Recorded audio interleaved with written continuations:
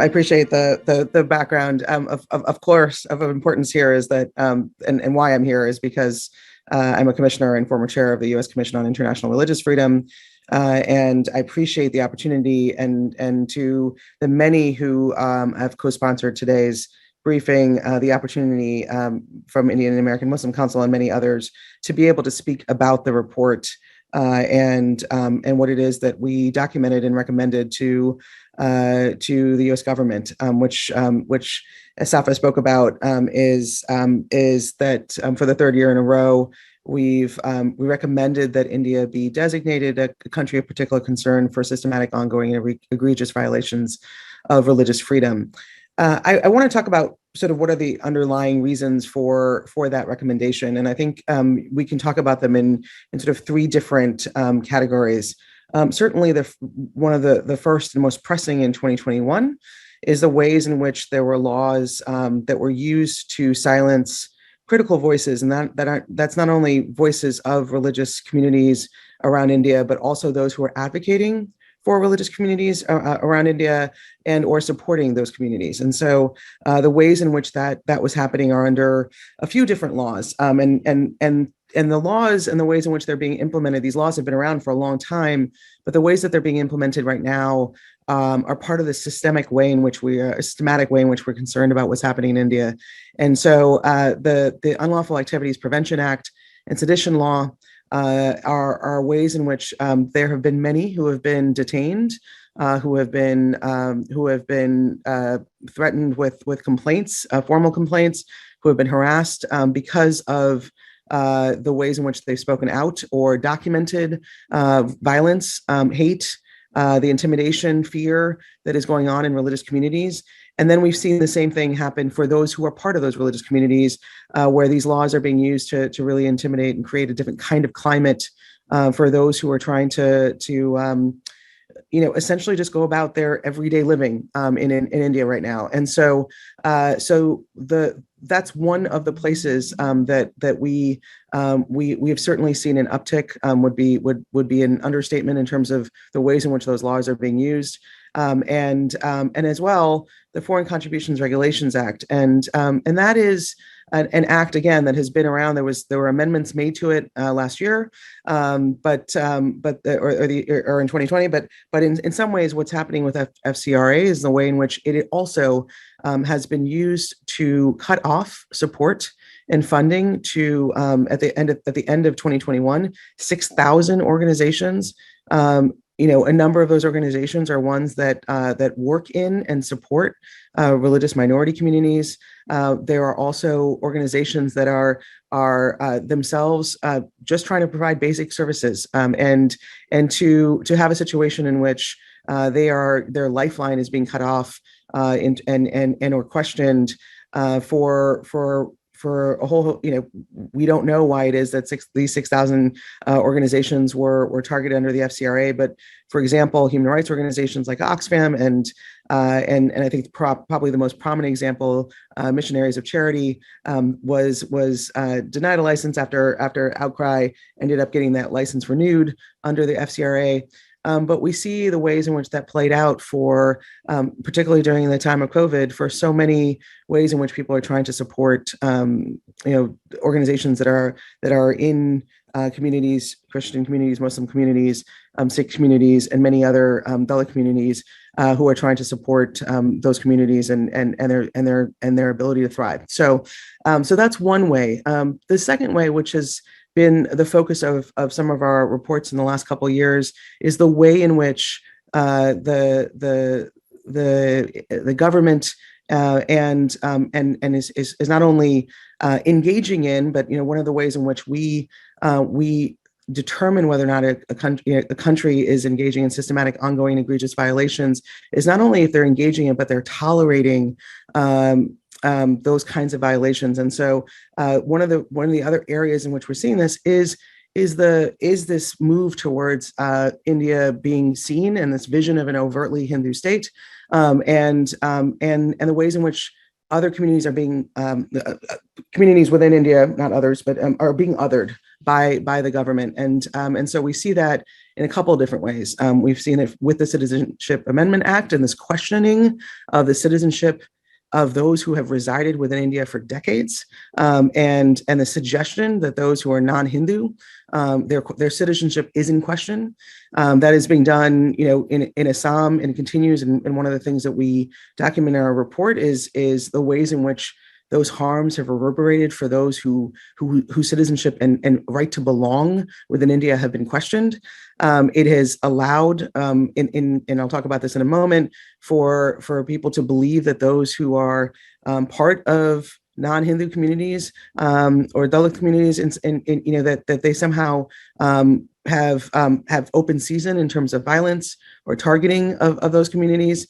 And then we're also seeing the ways in which the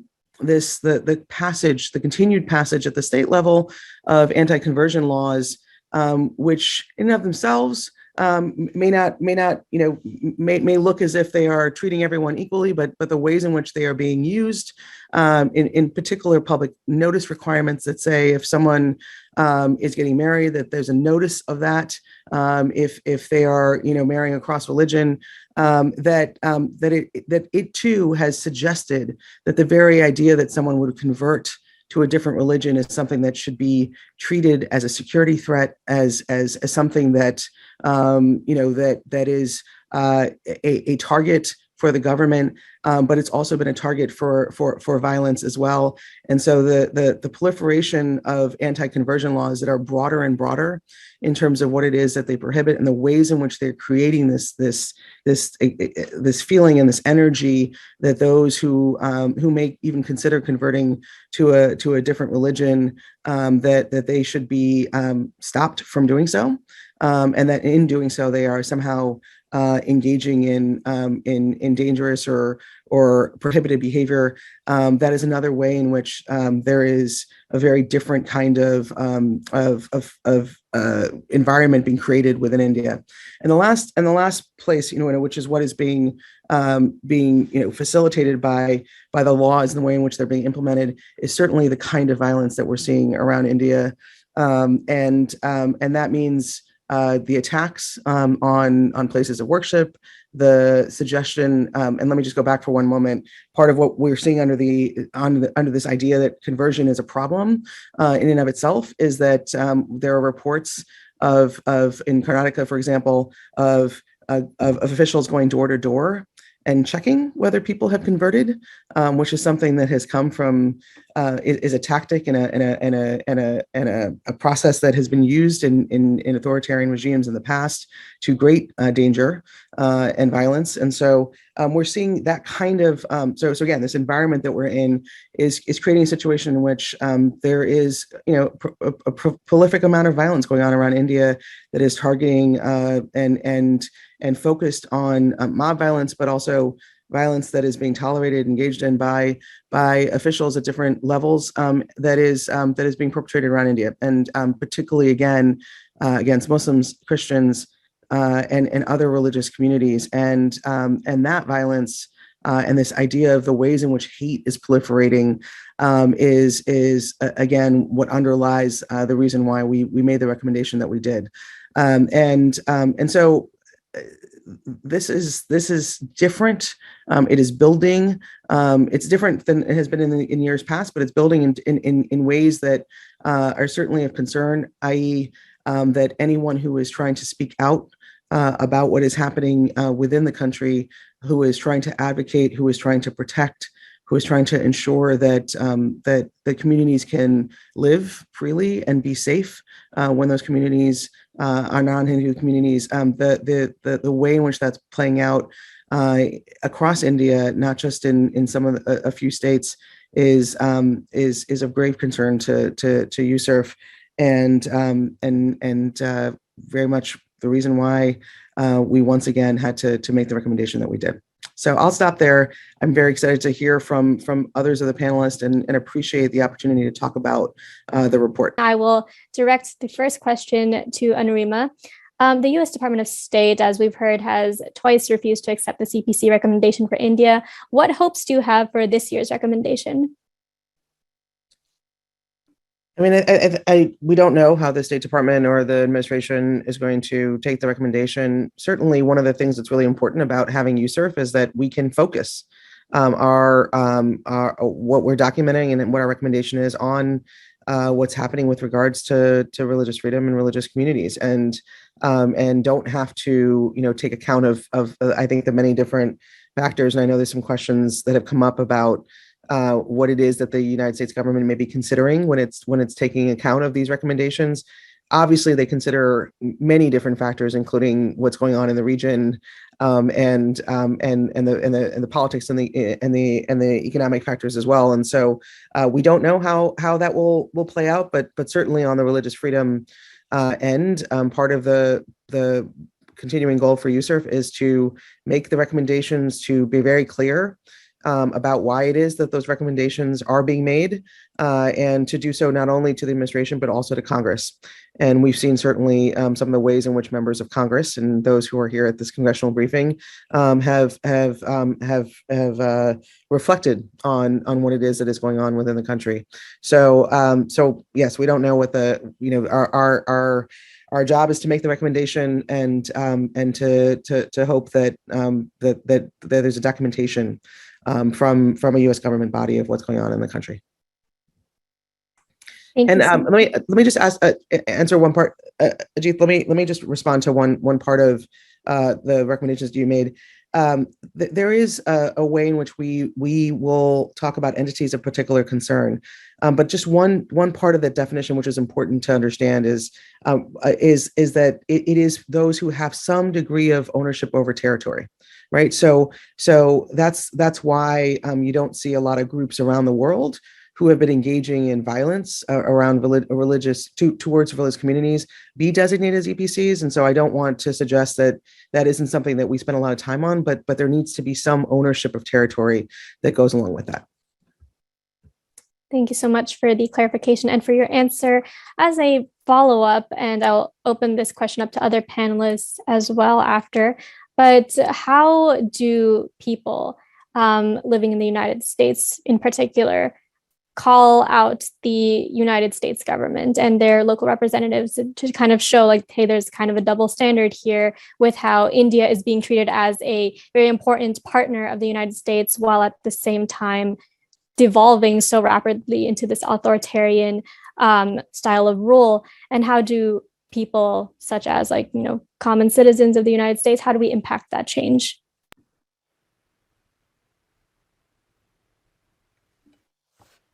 I mean, I think all of us probably have some suggestions on that front, but let me just say, I think it's been extraordinarily helpful throughout the last many years to have organizations for in particular individuals, those who are experiencing violence, to be able to raise those concerns directly. I think that there's a sense that that those who are in the government already know, but it is, we really do rely on so much of the work and the opportunities to engage with those on the ground. And so I just really want to encourage people to reach out, to make sure that your voices are being heard, even when you feel like you're not sure what's going to come of it, because some of what is important to continue to have happen is for those who, again, we are in a situation in which those who are within the country are having a hard time having their voices be heard, right? Because of the ways in which they're being attacked. And so I think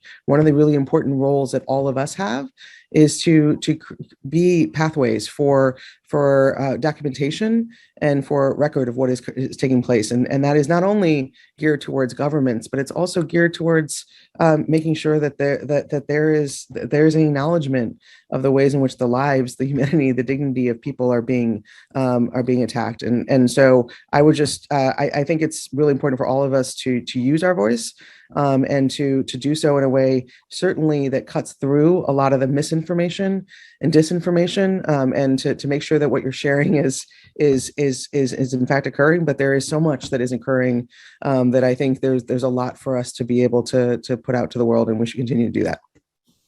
directed towards Yusuf, saying like, "Oh, why don't you talk about like Hindu discrimination in India?" And Rima, how would you respond to that? So I want to talk about it specifically to the question. The first question in the chat, I think, was about Hindus within India, but also Hindus within South Asia and around the world, because our mandate is to look at the ways in which there have been curtailing of religious freedom within the year that just passed, right? So within 2020, within 2021, and as has been pointed out, there are a number of countries in which we have documented repeatedly the ways in which Hindu communities have faced discrimination.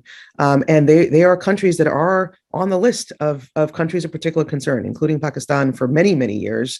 And so I want to be careful here, because the suggestion, as has been alluded to, the suggestion that we are raising concerns about the ways in which Muslim, Christian, Sikh, other communities within India are facing harassment and discrimination, certainly amongst the Dalits and the tribal communities as well, that somehow or another that suggests that we don't care about or we're not mindful of what's happening to Hindu communities, I think is highly problematic. It is not, this is not an attack on Hinduism.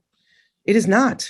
And it is not an attack on Hindu communities. We are as concerned, and please, those of you who have concerns about what's happening with Hindus across India, please send those to us, because we are as concerned about that as any other act of religious discrimination that is taking place, and are very concerned about increasing ways in which there are religious tensions that are rising, in part because of the ways in which they're rising in certain parts of the region. They are also rising in other parts of the region, right? And we don't want an escalation of hate, of violence, of tensions, of attacks on places of worships. It should not be that a mosque is attacked and then a temple is attacked. This is not the way in which we should be going about religious freedom within the ways in which we're trying to create what it is that India was founded on, which is as a secular country where people of all different religions are able to thrive and are able to live together. That is the history, certainly, even of places like Ahmedabad and Gujarat, where even after those riots, there are people who have been living next to each other since then, peacefully, in community with one another. That is as much a part of the history of India as anything that we are talking about today. And in calling out some of the ways in which things are breaking down, and there's violence, and there are many other issues that are targeting religious communities, that does not mean that we're not honoring that foundation and the ways in which millions and millions of people are living in a very different way within the country. And so I hope that we can actually lift up some of those narratives too, even as we talk about the ways in which things are concerning, right? And part of it is that we don't want this to be the shift that is happening in the wrong direction, and the ways in which the communities outside of India, those who are part of the diaspora are considering what's happening within the country. I think we need to be concerned about again, the human rights of all different communities and the ways in which that plays out. And so it doesn't mean that because you're of some particular religion, I sit here as a Hindu and as a proud Hindu, but that we're calling out what's happening within different communities means that we don't honor our own, and we can't honor our own. So I just wanted to put that out there. Yusuf has been long concerned about discrimination of many different religious communities, including Hindus. And I commend you to our report and go through it, because there are many places in which we have documented what's going on with Hindus, including in some of the ways in which things are trending within South Asia, and that includes Bangladesh and other places, in ways that are worrisome to us.